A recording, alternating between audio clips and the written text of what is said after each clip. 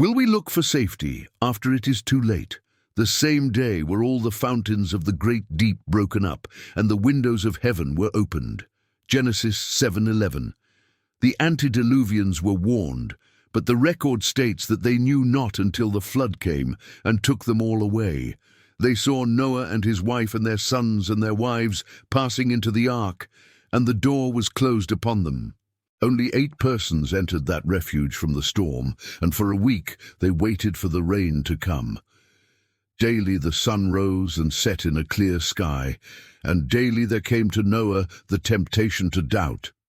But the Lord had said that the flood was coming, and Noah rested in this word. At the end of 7 days, clouds began to gather. This was a new sight, for the people had never seen clouds. Thicker and thicker gathered the clouds, and soon rain began to fall. Still, the people tried to think that this was nothing very alarming.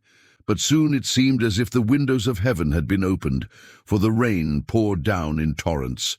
For a time the ground drank up the rain, but soon the water began to rise, and day by day it rose higher and higher.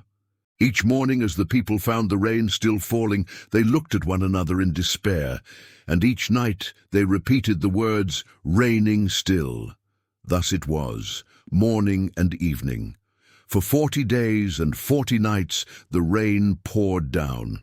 The water entered the houses and drove the people to the temples that they had erected for their idolatrous worship. But the temples were swept away.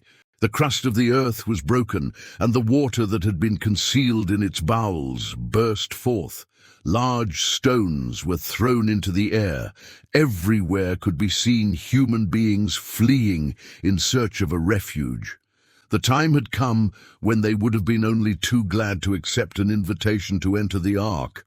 Filled with anguish, they cried, "Oh, for a place of safety!" Some shrieked to Noah, pleading for admission into the ark. But amid the furious blast of the tempest, their voices were unheard. Some clung to the ark till they were washed away by the dashing waves.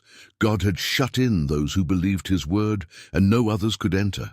Parents with their children sought the highest branches of the trees yet standing, but no sooner had they reached this refuge than the wind flung tree and people into the foaming, seething water.